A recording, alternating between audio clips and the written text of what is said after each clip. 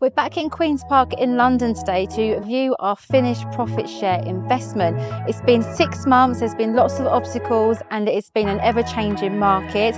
Let's go meet the project manager to get the full lowdown. So JL, here we are. The house looks amazing. Thank you. And very different to the last time we were here. Absolutely. Yeah. Are you happy with the outcome? I am. Yeah. Good. It looks incredible. Thank you. So what was the total spend for the refurb and did you go over budget? I definitely went over budget. Yeah, as you do. Yeah, it was 200,000. What I was expecting was, including contingencies, 185. Right. So yeah, kind of went over. I think it was the marble. Yeah.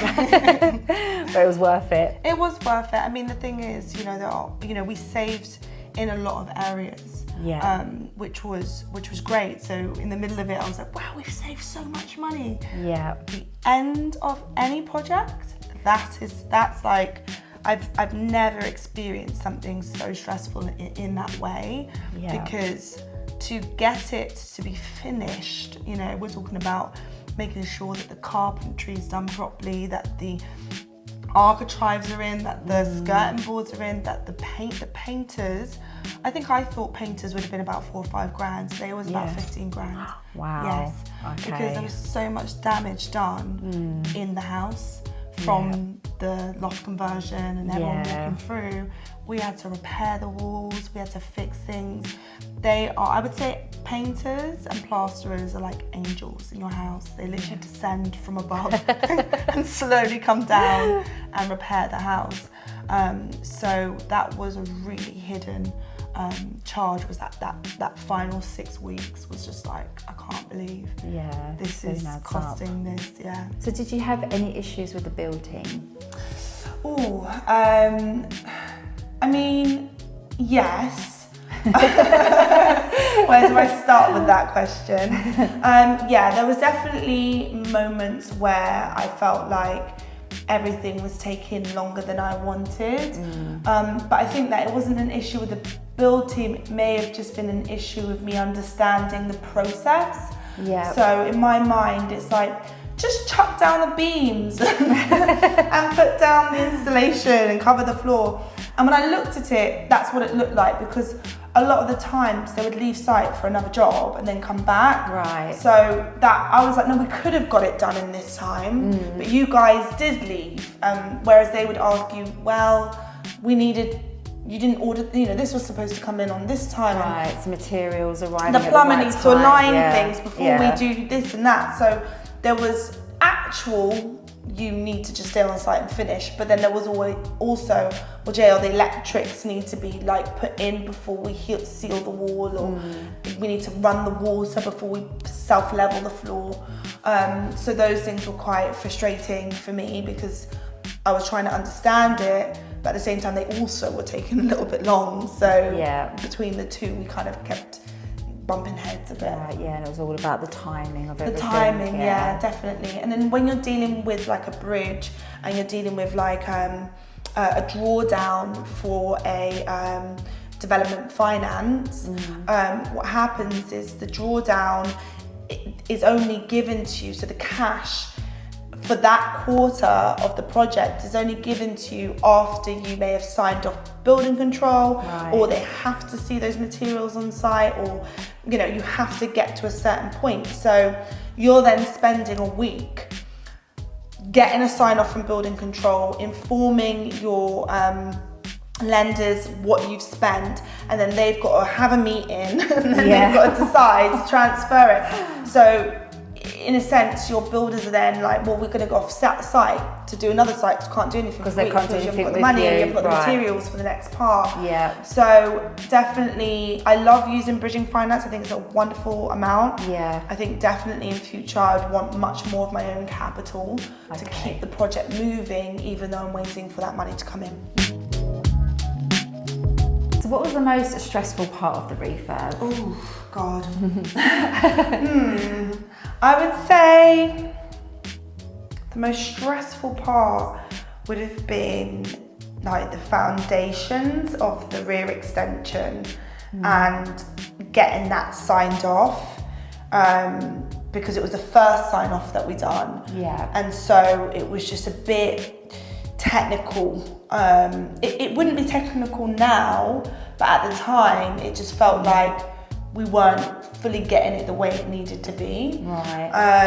And then I would say probably the most stressful after that would have been like finishing the job. It just seemed like it was not finishing. Yeah, never ending. Never ending, Yeah. you know what I mean? And it just got to a point where I was like, right, everyone out. Yeah. Get out. I've had enough. I've had enough, just go. So yeah. What was the most expensive item that you purchased for the house, and or was it worth the expense? Oh yeah, I think we all know what that is.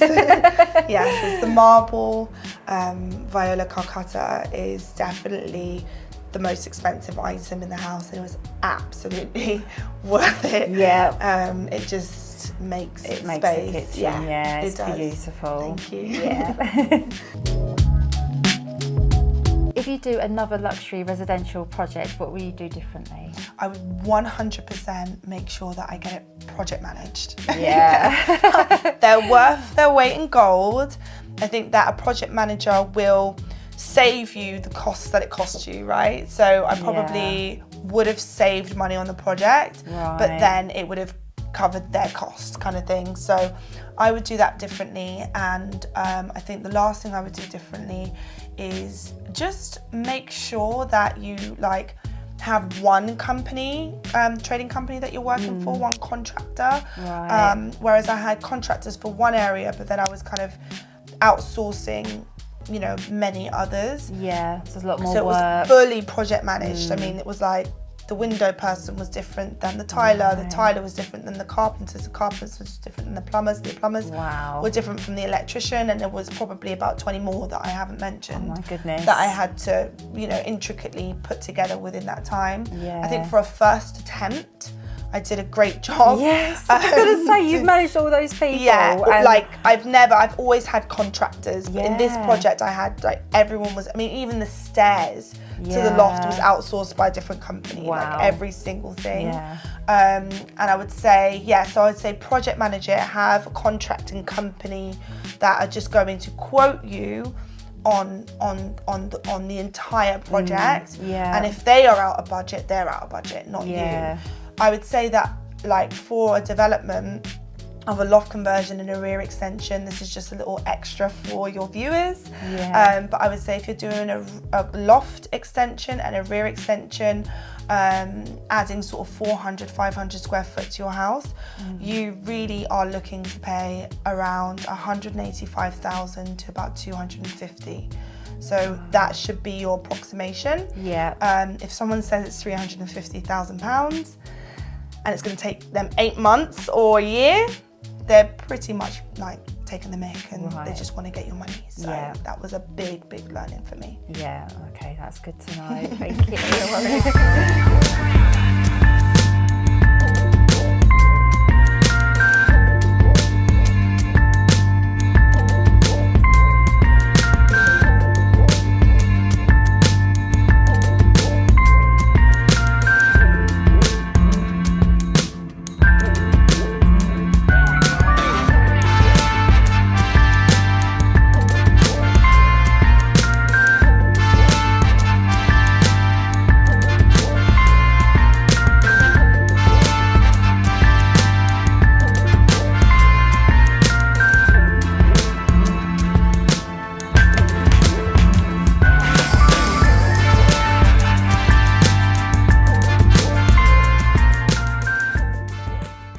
Well, you've done an incredible job and you've worked so hard. Well done. Thank we you. can't wait for the next one. And what are your plans for the future?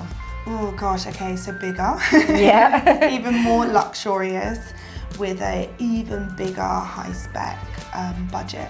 Yeah. So I really want to get into the detail of luxury homes. And I just have this vision of having like marble floors and like just like the best decadent sort of features. So that's definitely what's next. Oh, how exciting. Well, Thank thank you. you. Thank you so much. Thank you.